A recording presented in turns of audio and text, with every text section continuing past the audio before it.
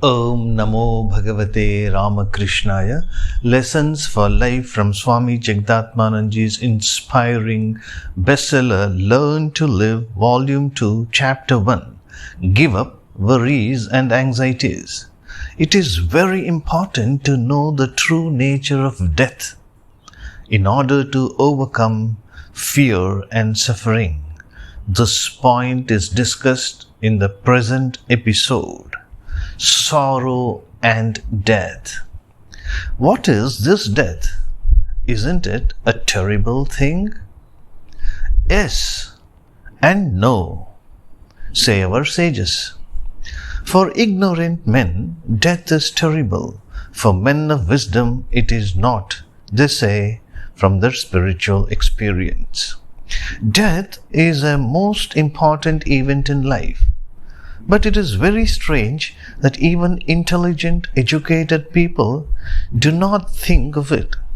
How little and limited our knowledge about death is.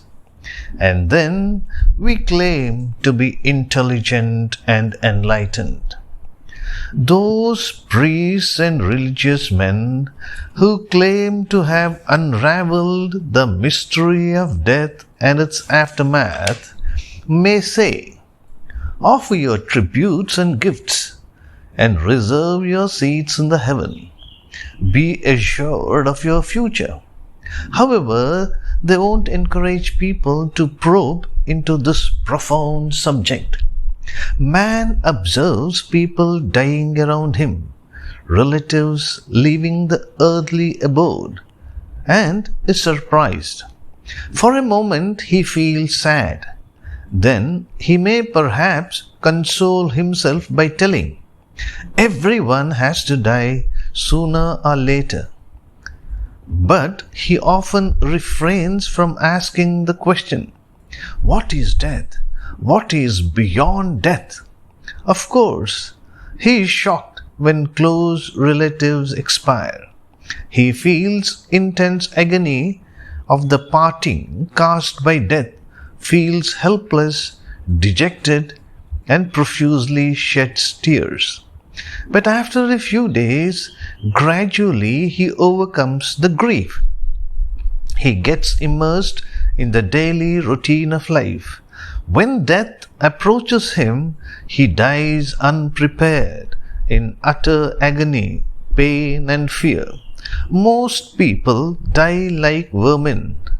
It is true that some people try to say, death is a natural phenomenon. Let us face death when it comes.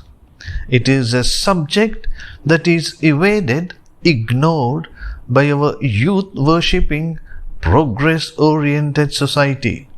Thus, Kubler-Ross sums up our attitude to death. Sometimes certain deaths give man a temporary glimpse into the nature of death. They may give one the courage to face what is inevitable.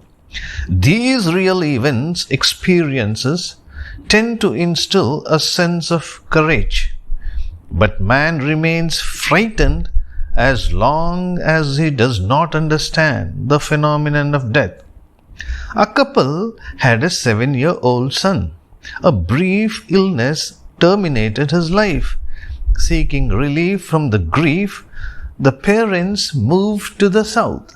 They pursued some occupation to make a living. The mother kept reminding herself of the lost son. Why did God snatch away my child from me? No words of consolation helped her control her grief. No words of consolation helped her control her grief. She was overwhelmed with the grief over the death of a son. Hers was a state of mind where consolation had no effect, where reasoning was beyond question. A person having lost a grown-up son may say, it is not me alone who has lost a son. There are so many others in the world struck with the grief of children's death and pacify himself.